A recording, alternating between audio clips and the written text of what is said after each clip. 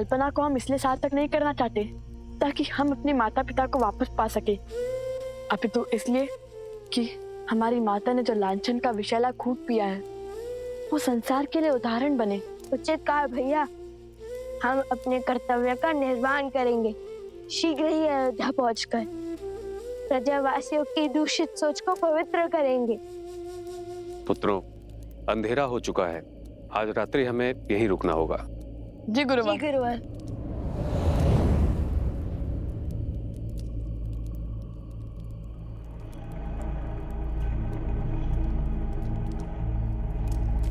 भैया, भोजन बनाने के लिए लकड़ियां लाने का आदेश दिया है गुरुवर ने, किंतु यहाँ तो सारी लकड़ियां गीली है। देखिए भैया।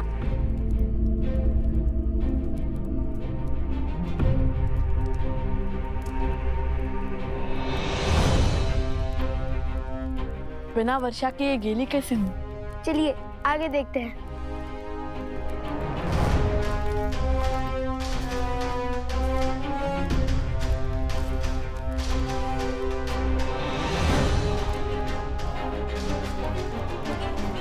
भैया, ये भी गिरा है।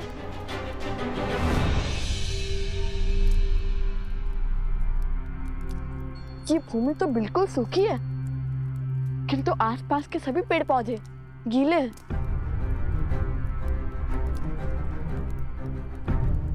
ये कैसे संभव है? ये कैसी वर्षा है?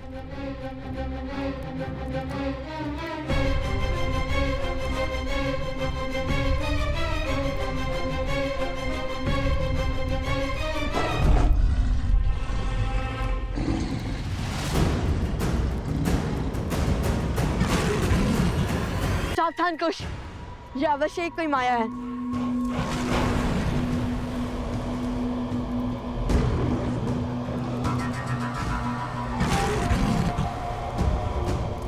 चलो चलकर देखते हैं।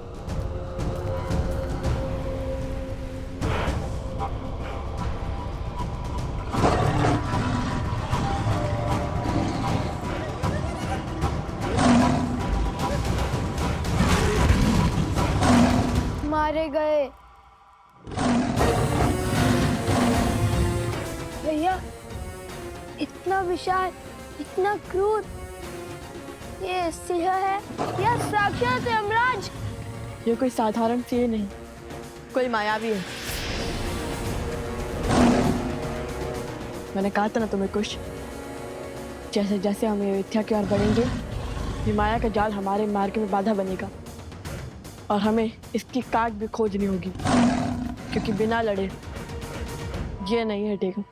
अरे भैया, जो वीर अपने पिता मेधावी महाराज श्री राम के सामने भयभीत न हुए, इतने बड़े बड़े योद्धाओं के सामने डटे रहे, उन्हें एक सिंह क्या हराएगा?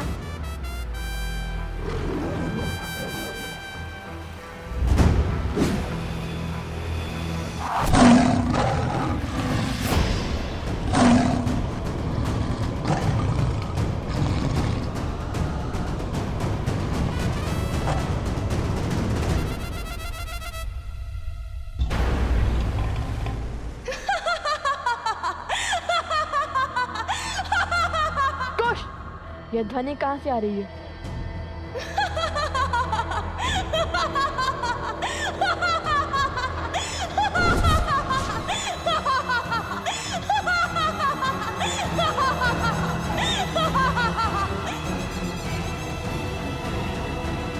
लो कुश, जानती हूँ कि हर माया की काट खोजने में सक्षम हो तुम दोनों, लेकिन इस बार मैंने ऐसी माया रची है जिसकी काट असंभव है।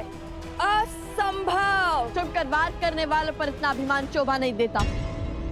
बताओ कौन है तुम, क्यों आई हो, अपना परिचय दो, क्यों हमारे मार्ग में बाधा बन रही हो, सामने आओ। यदि अपने प्राण प्रिय है तो हमारे मार्ग से हट जाओ। स्वयं को बहुत बड़ा धनुर्धारी मानते हो ना, किंतु हर महान व्यक्ति के उद्देश्य भी महान होते हैं, जैसे धर्म की रक्षा करना। और मैं अपने पग तभी पीछे लूंगी जब तुम उस विशाल काय सिंह को मारकर अपने धर्म की रक्षा करोगे।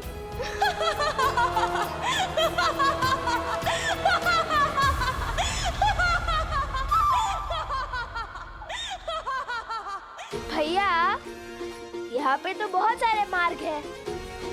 हम तुम्हारी संतुष्टि के लिए इस सिंह के मुंह में क्यों जाएं? खड़े रहो यहीं। भैया, हम किसी और मार्ग से चले जाते हैं।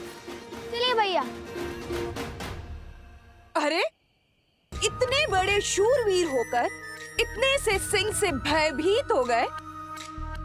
तनिक समीप जाओ और देखो दांव पर क्या लगा है।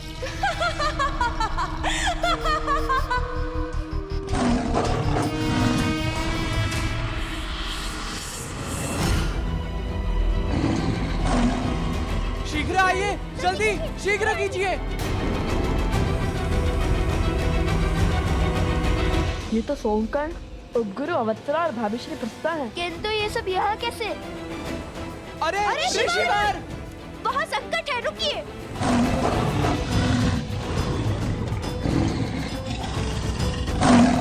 नहीं, रुको।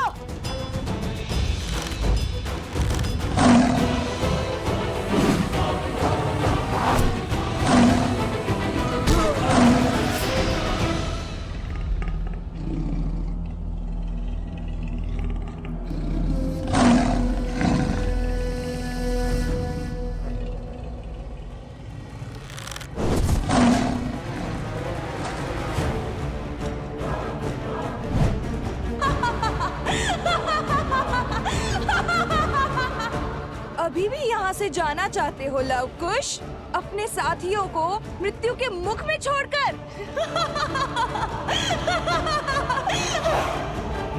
चलो कुश।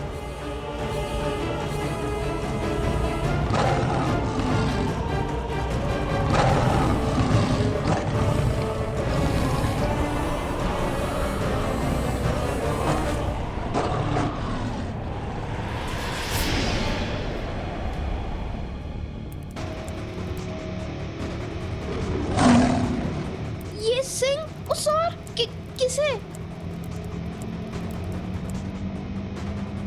लव कुश?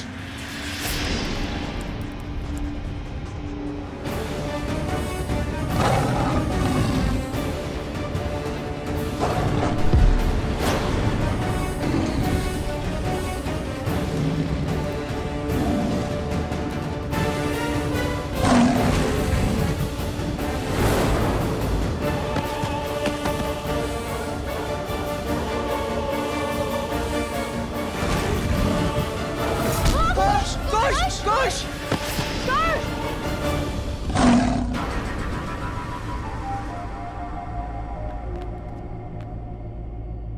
कुश!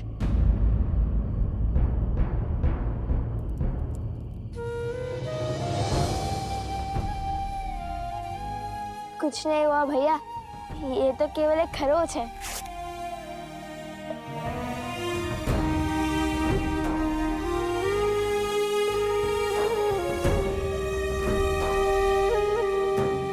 लव, यदि भीतर है तो तुम्हारे प्राण संकट में पड़ सकते हैं। प्राणों से प्रिय मित्र के प्राण दांव पर लगे हैं। आज हमें अपनी जीवन की कोई चिंता नहीं है।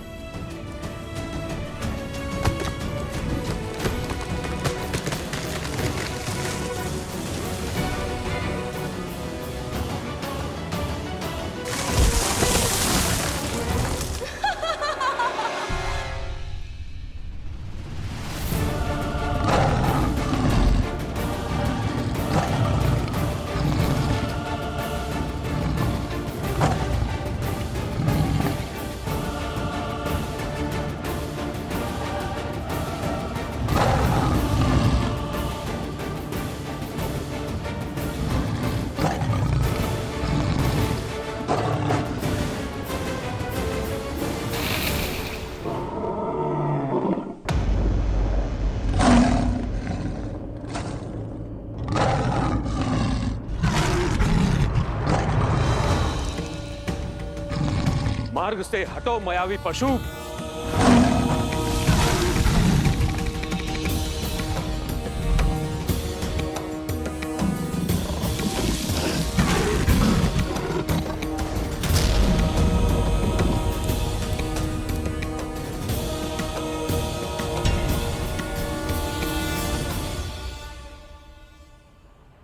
लव कुश, जो करना है शीघ्र करो। ये कुछ क्षणों के लिए ही मूर्छित हुआ है, अब ये उठा तो इसे नियंत्रित करना असंभव हो जाएगा। ध्यान रहे, घायल सिंह और भी अधिक घातक होता है।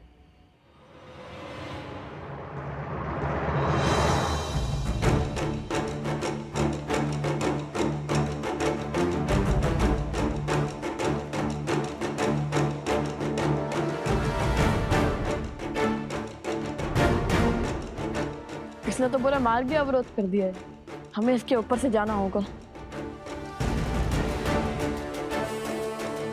आप यहीं रुकिए गुरुवर, हमारी प्रतीक्षा कीजिए, हम वहां पहुंचकर आपको बुला लेंगे। क्या हुआ कुश, भयभीत हो गए?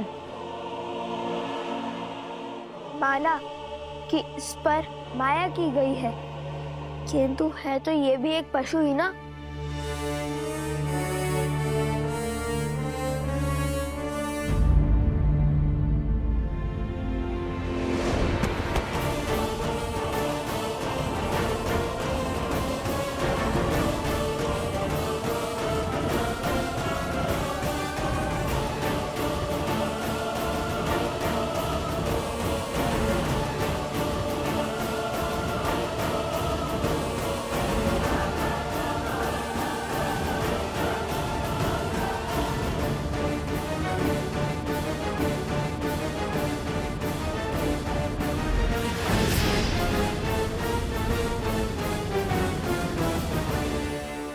कहाँ रह गए कुश? अरे सिंह का शरीर है, अयोध्या का उपवन नहीं, वे सरलता से आगे बढ़ा जाए। और ये सांसें इतनी तीव्र ले रहा है कि लगता है कि भूकंप आ रहा है। इतनी बातों का समय नहीं है कुश, शीघ्र चलो।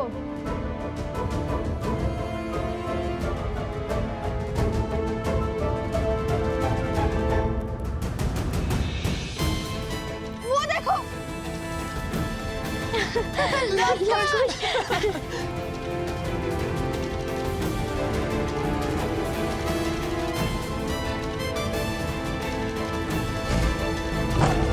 भैया, कुश कुश, कुश,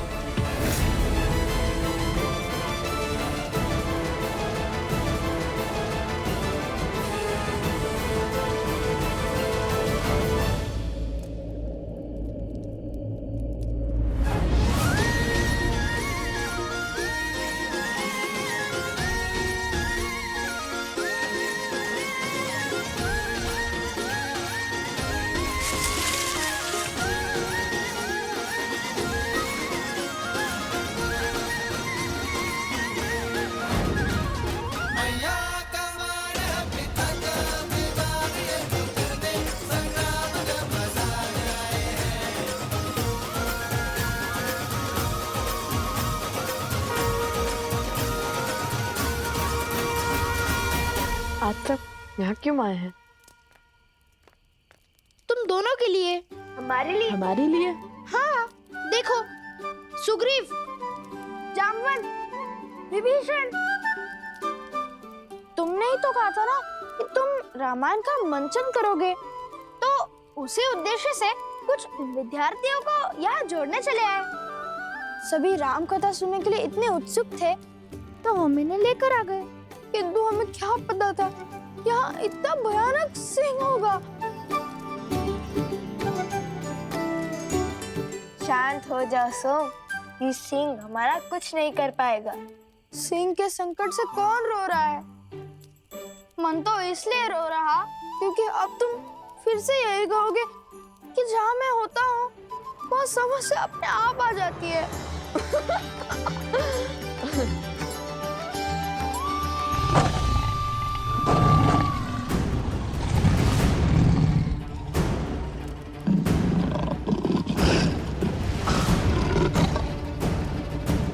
समय बीतने को है, सज रहो।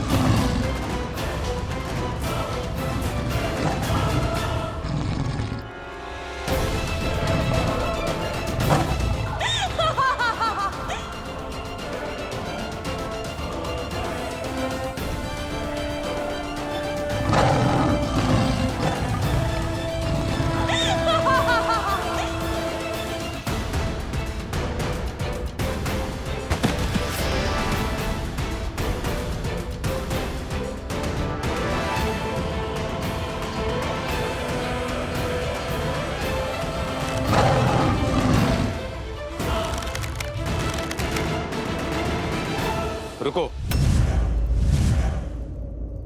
प्रहार से पहले सत्य का पता लगाना आवश्यक है, क्योंकि इतने विशालकाय सिंह का इस संसार में होना असंभव है, क्योंकि इसके पीछे अवश्य कोई माया छुपी है। आपका संदेह उचित है। इसके पीछे से किसी स्त्री की ध्वनि आ रही है, और ये माया भी उसी स्त्री ने रची है। तो उस मायावी स्त्री से लड़ने की योजना है।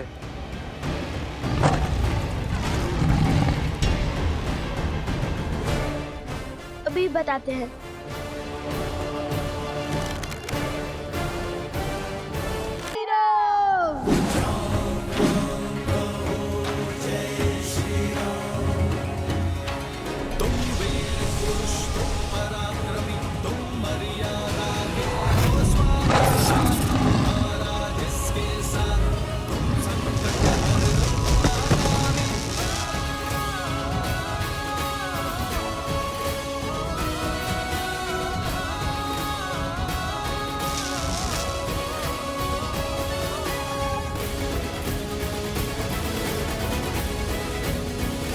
हमने इसको एक ऐसे बंधन में बांध दिया है जो एक पहर तक नहीं टूटेगा।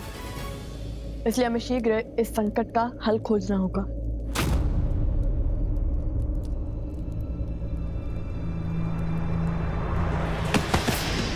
कुश! कुश, क्या हुआ? कुश, उठो! कुश, उठो! कुश, उठो! उठो कुश! कुश, क्या हुआ तुम्हें? बताओ मुझे। कुश, उठो!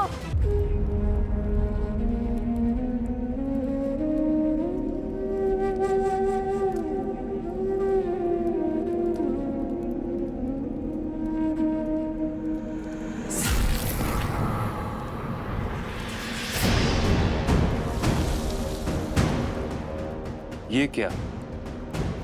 शेर के पंजे से। ये अवश्य कोई मायावी शक्ति है और उसका विष कुश के शरीर को पीड़ा दे रहा है। यदि इसका शीघ्र उपचार नहीं हुआ तो कुश का प्राण संकट में पड़ सकता है।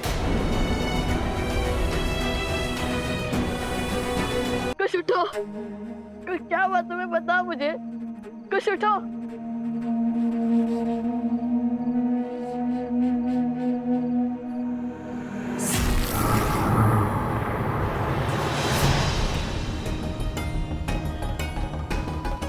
ये क्या? शेर के पंजे से। ये अवश्य कोई मायावी शक्ति है और उसका विष कुश के शरीर को पीड़ा दे रहा है।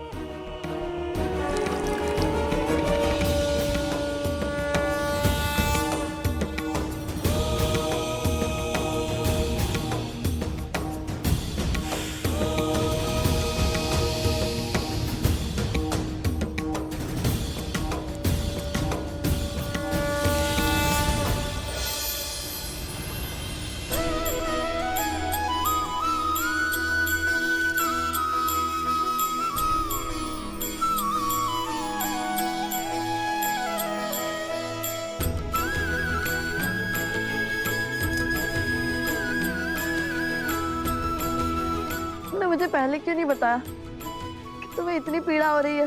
तो आप अकेले इसी ऐसे बैठ जाते ना भैया।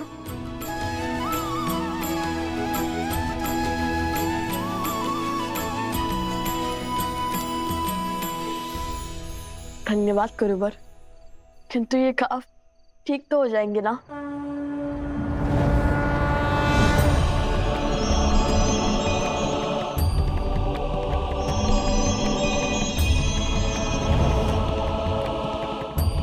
पुत्र, यहाँ एक श्रापित रत्न है जिसके उपयोग से प्रकृति को नियंत्रित किया जा रहा है, और उसी मणि का उपयोग इस सिंह पर भी हुआ है। इस माया की गांठ उस मणि का अंत है, और तभी कुश का घाव भी भरेगा।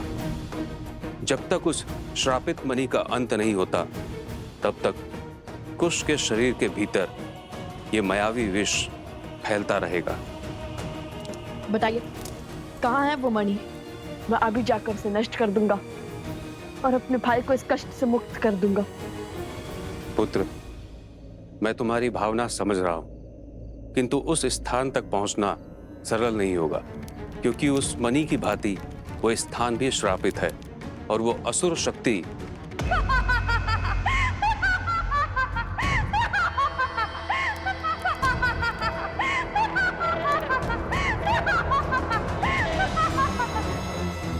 असुरी शक्ति अर्थात मैं, और मैं इन लोगों को यहाँ तक कभी नहीं पहुँचने दूंगी। और यदि वो इस पद पर पहुँच भी गए तो केवल कुश क्या, तुम्हारी मृत्यु भी निश्चित है। देखना, एक दिन तुम्हें इसका मूल्य चुकाना होगा। मेरे भाई को इस दशा में पहुंचाने का तुम्हें पछतावा होगा। हमारे पास कितना समय गुरुवर? जैसे जैसे भोर समीप होगा, कुश की पीड़ा बढ़ती जाएगी, और जैसे ही सूर्य की पहली किरण कुश के घाव पर पड़ेगी, वो जल उठेगा, और फिर मैं एक पैर के भीतर लौटूंगा। मुझे आशीर्वाद दीजिए।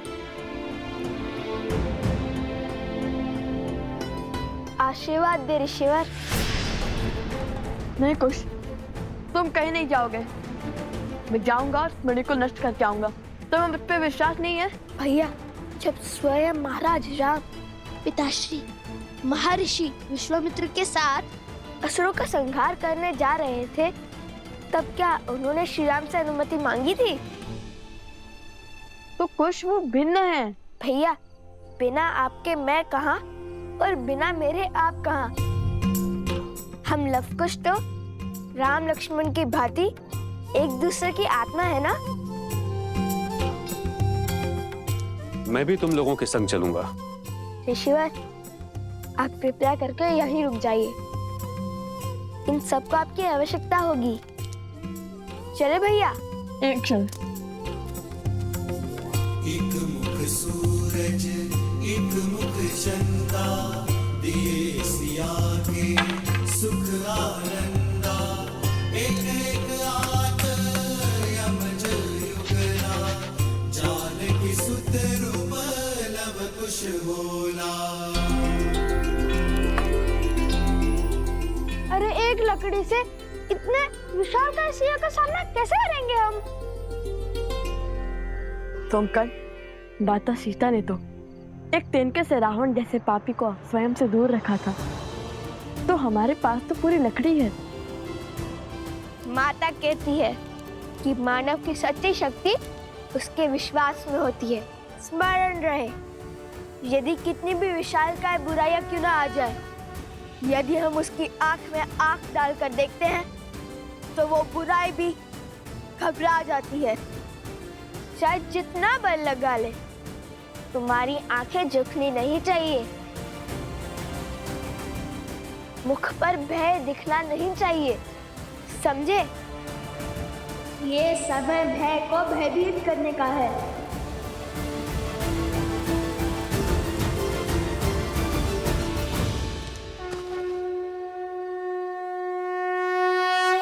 विजयी भव।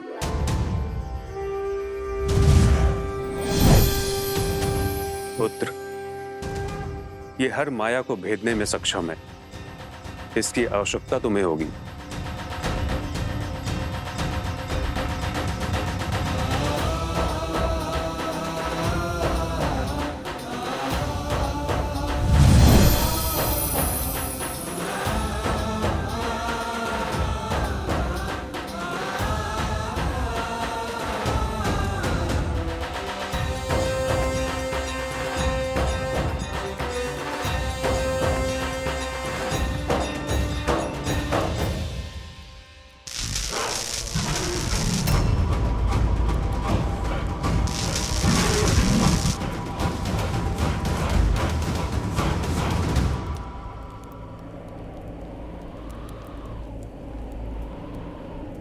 गुरुवर ने कहा था कि हमें ध्रुव तारे के पीछे चलते जाना है और उससे 5 कोस दूर हमें एक घना वट वृक्ष मिलेगा।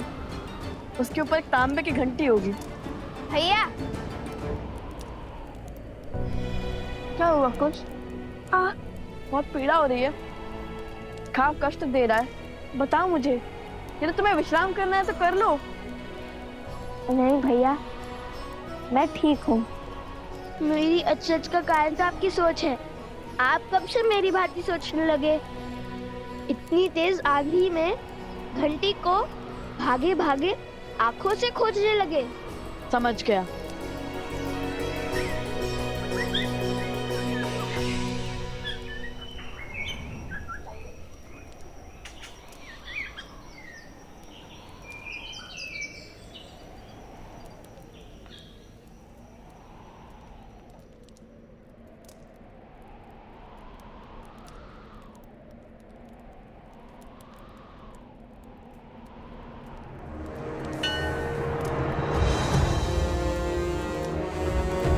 वहां उस और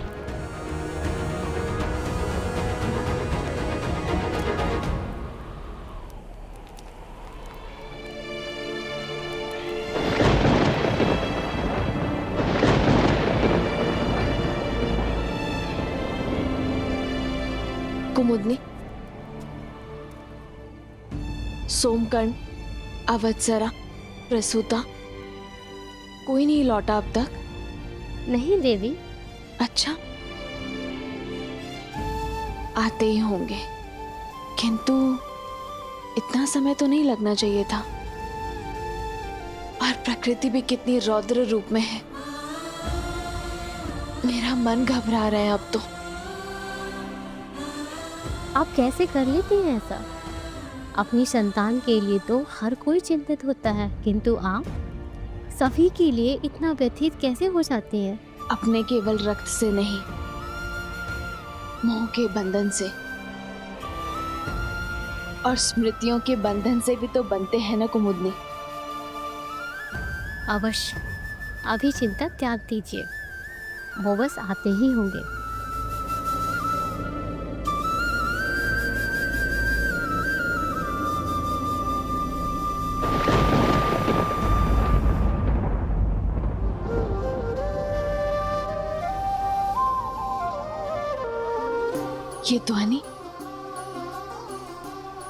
ये ध्वनि कहाँ से आ रही है?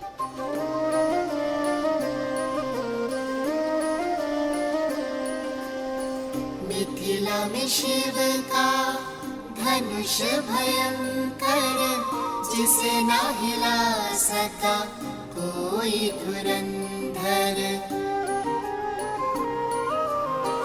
राम लखन गुरु मिथिला पहुँचे, लक्ष्य था देखन सिया का स्वयंवर मिथिल सभा में थी विकट निराशा, कौन बने भरतार सिया का।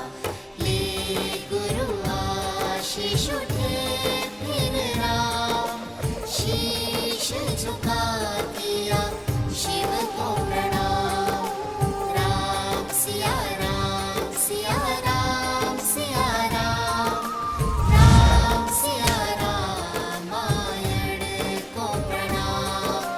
राम सिया राम सिया राम सिया राम, राम सिया राम सिया राम सिया राम।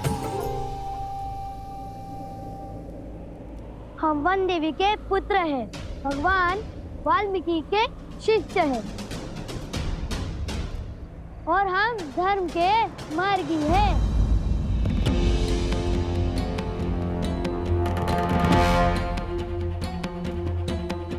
चटुकन, तुम रामायण कथा का गायन लवकुश की भांति अभ्यास क्यों कर रहे हो? अरे लवकुश ने तो ये भाग किसी को भी बताने से मना किया था, अब इन्हें क्या कहें? वो बंदे भी लवकुश को हम बहुत स्मरण कर रहे थे और हम सबको उन्होंने ही इतना प्रभावित किया है, तो अच्छा,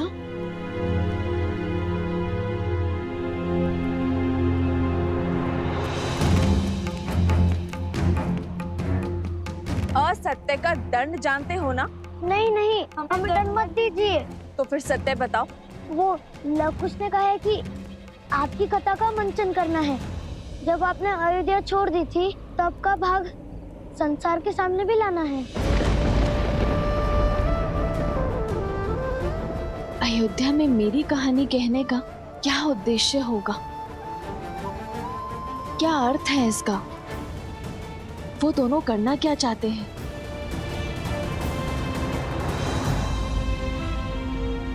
एक बात कहूँ वंदी जी, आप क्रोधित तो नहीं होगी? नहीं, कहो क्या बात है? आप बहुत भाग्यशाली है कि लवकुश आपके पुत्र है। वो दोनों हर क्षण आपके विषय में ही सोचते रहते हैं। देखिएगा, जब अयोध्या में लवकुश की रामायण का मंचन होगा तब उनके प्रयास अवश्य सफल होंगे, रामायण अवश्य पूर्ण होगी। किंतु हाँ, तनिक चौंकने के लिए सज्ज रहेगा और अब आगे कुछ मत पूछेगा।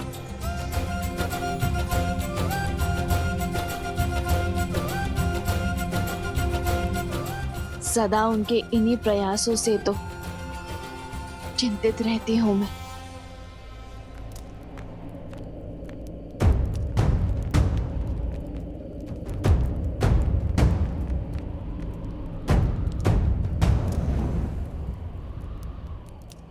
मिल गया।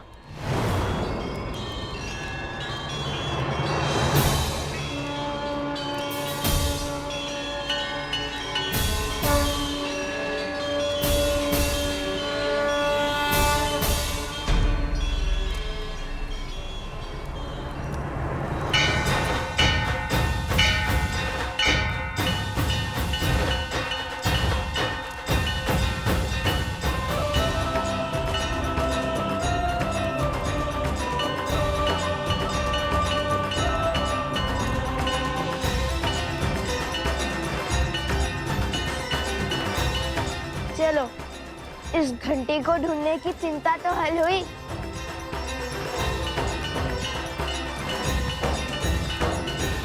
कैसी चिंता देवी? यही कि बिना संकट जाने, बिना परिणाम सोचे अनुचित को उचित करने की दिशा में आगे बढ़ जाते हैं।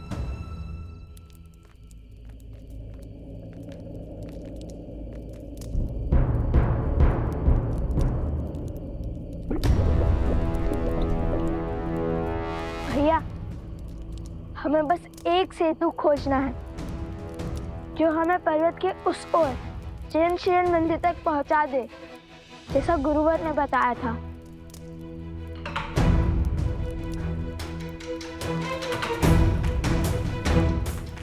अरे ये तो टूटा हुआ है।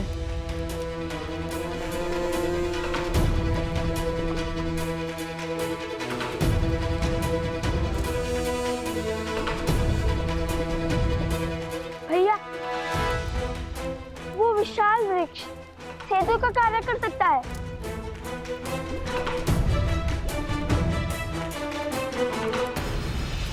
हाँ तो कर्म उचित हो तो परिणाम की चिंता क्यों करना। किंतु कभी कभी केवल साहस से नहीं, चतुराई से भी कार्य को संपूर्ण किया जा सकता है। मैं तो बस आशा करती हूँ कि वो केवल अपने बल से नहीं, अपनी बुद्धि का उपयोग करके भी प्रयत्न करे।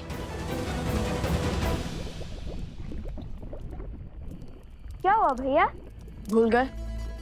माता कहती थी कि जब सब कुछ आपके अनुसार होने लगे, सब कुछ उचित होने लगे, समझ जाना चाहिए कि कुछ तो अनुचित घट रहा है। हाँ, कहा तो यही था माता ने कि जिसने एक सिंह को अपनी माया से इतना विशाल कर दिया, जो हमारे मित्रों के प्राण लेने के लिए सज्ज हो गया, जिसने कहा कि वो कभी हमें उस पृथ्वी तक नहीं पहुंचने देगी, वो पीछे कैसे हट सकती है? हाँ, हमें एक एक पर फूक फूक कर रखना होगा।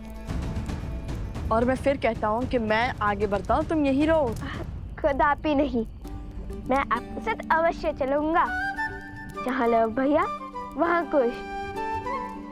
और वैसे भी यहाँ तक पहुँचकर पीछे हट जाओ ताकि सारी प्रशंसा आप लूट ले।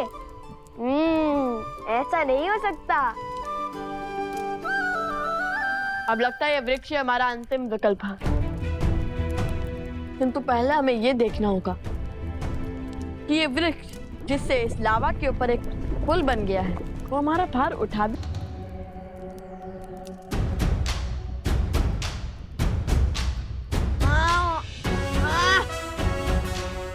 नहीं कुश,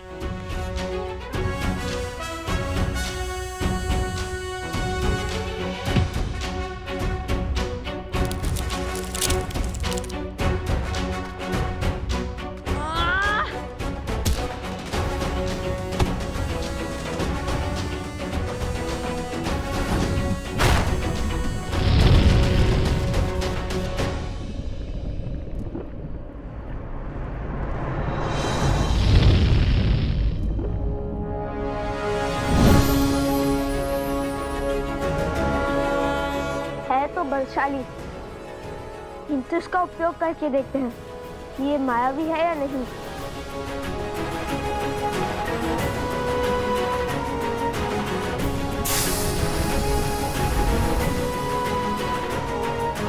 चलो, माया के प्रभाव से भी दूर है ये।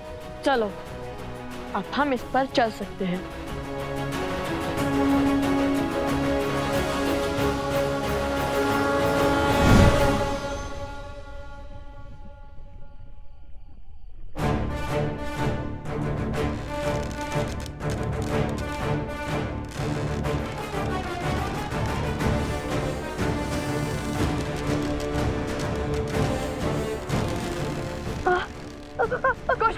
कुश।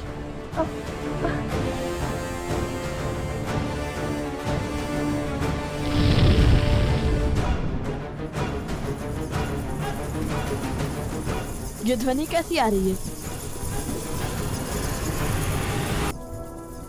ये क्या है?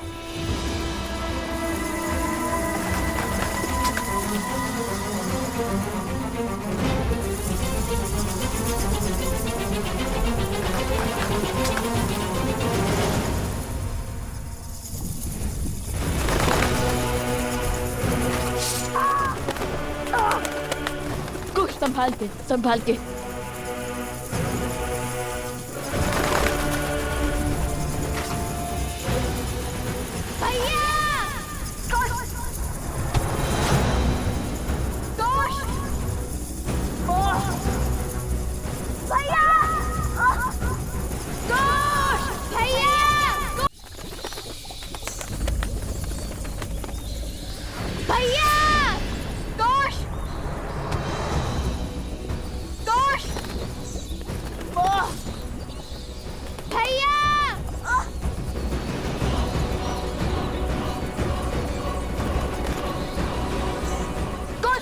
आगे देखो, कुछ छोड़ना नहीं, कुछ।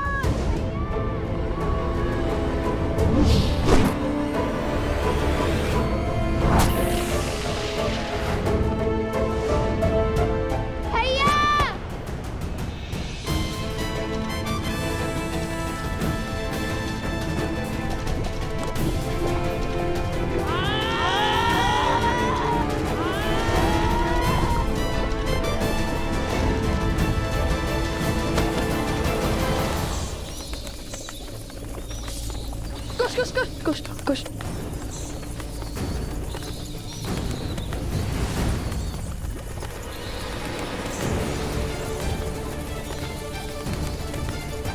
भैया ये तो पुनः आ गए।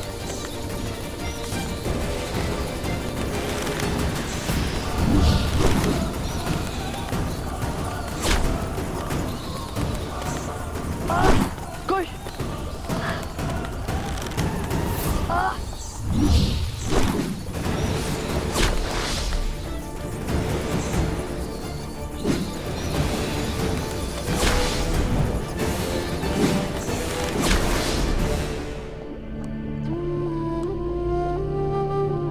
अब तो बहुत मार्ग शेष है।